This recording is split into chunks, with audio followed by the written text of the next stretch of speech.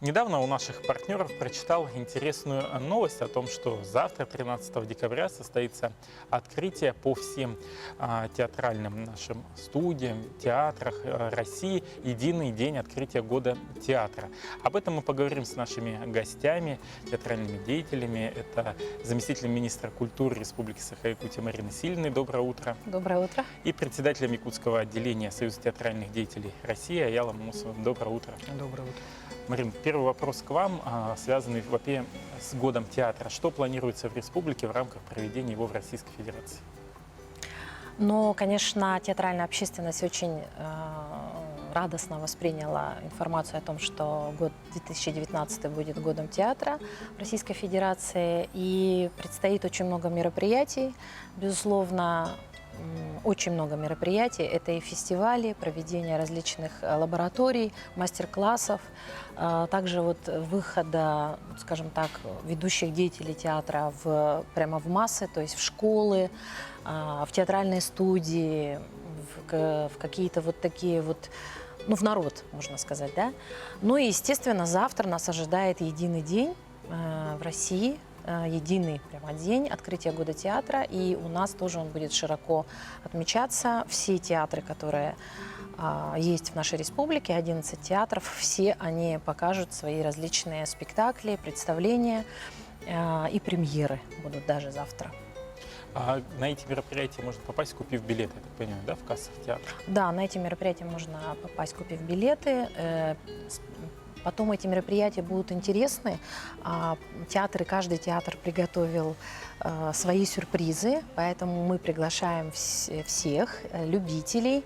Может быть, завтра кто-то еще откроет для себя по-другому театр, да, по-новому. Мы ждем всех любителей, кто еще, может быть, не знаком с театром. В общем, будут очень интересные мероприятия. Вот члены Союза театральных деятелей России у нас в Якутии наверняка тоже восприняли эту новость с большим воодушевлением. Какие-то, возможно, идеи появились, нестандартные для проведения года театра у нас в республике? Ну, конечно,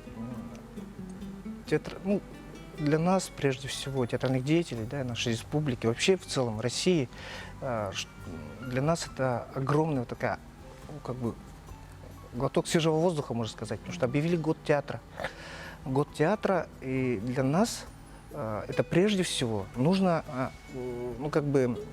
не просто провести год, театральный год, постановки новые, а просто надо сделать планы и сделать материальную базу или что-то, фундамент какой-то сделать на будущее, это минимум лет на 10. Да, лет на 10, это чтобы уже фундамент был ощутимый.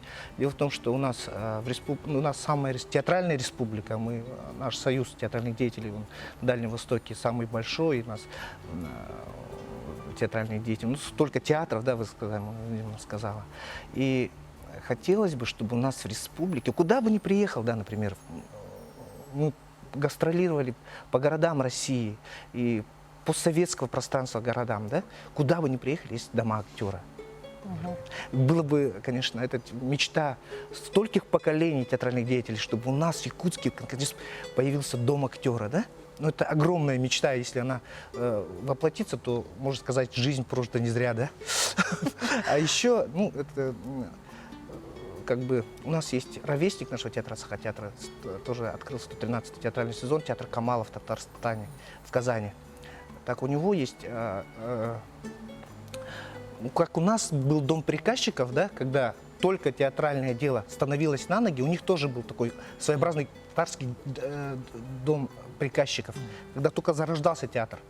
И вот в этом здании они устроили вообще крутой музей, используя какие-то IT-технологии, все инновационные вот эти вот штучки, они сохраняют традиции, используя вот эти вот инновации, да?